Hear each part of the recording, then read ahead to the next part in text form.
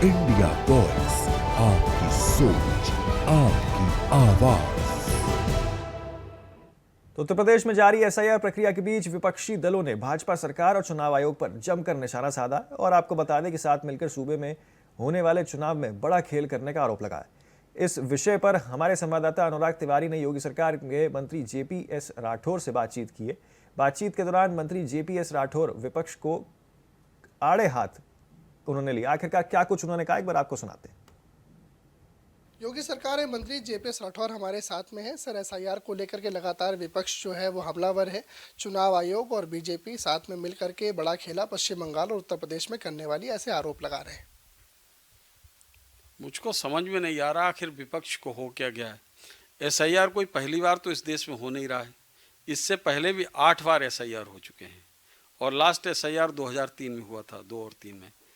तो इस तरह से एसआईआर के ऊपर प्रश्न चिन्ह खड़ा करना, जो कांग्रेस सरकार के समय में भी कई बार एसआईआर हुआ है, और हमारे देश के जो असली मतदाता हैं उनको चिन्हित करना और उनका नाम ही वोटर लिस्ट में रहे, इसमें किसको आपत्ति हो सकती है।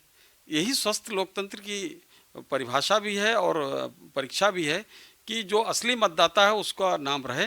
जो फर्जी मतदाता किसी तरीके से घुसपैठ करके पहले देश में घुसे फिर मतदाता सूची में घुस गए, उनको बाहर निकालने का समय आ गया है और उनको सबको बाहर निकाल के ही रहेंगे।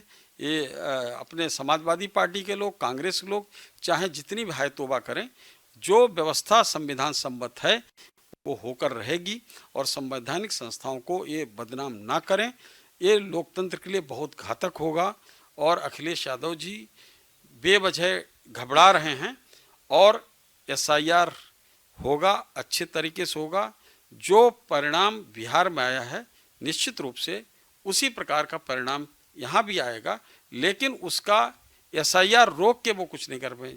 एसआईआर होगा भी और जो सही मतदाता हैं उनको वोट देने का अधिकार हो। एक भी व्यक्ति ने पूरे बिहार में आवाज़ नहीं उठाई कि मेरा नाम कट गया। एक कोई आया हो तो बताओ। उत्तर प्रदेश में कोई नहीं कह रहा। जनता जिसके साथ नहीं है, आखिर जनता की भावनाओं को वहाँ विपक्ष को प्रकट करना चाहिए कि अपनी भावनाओं को प्रकट करना चाहिए। सत्ता पाने की इतनी लोलुपता है, इतनी जल्दबाजी है जिसकी कोई हद नहीं। इतना सत्ता के लिए लोलुप मैंने कोई पार्टी देखी नहीं जितना समाजवादी पार्टी है। सपा प्रमुख अखिलेश यादव का ये भी कहना है कि अभी वोटर लिस्ट से नाम कटेगा, फिर आरक्षण की लिस्ट से नाम कट जाएगा, मकान घर छिन जाएगा। इस तरह के वो आरोप लगाते नजर आ रहे हैं। देखिए, जब भी कोई बात होती है, इन लोगों ने पिछली बार भी संविधान को लेकर, आरक्षण को लेकर एक नैरेटिव तैयार किया था 2024 में। आरक्षण कोई भी इस देश में माननीय प्रधानमंत्री नरेंद्र मोदी जी के रहते, माननीय योगी जी के रहते, कोई भी व्यक्ति हमारे लोगों से आरक्षण छीन नहीं सकता।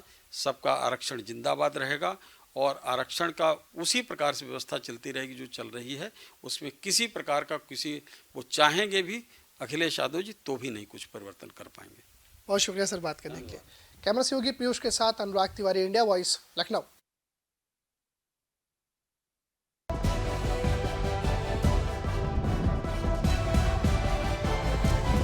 इंडिया वॉइस, आपकी सोच, आपकी आवाज।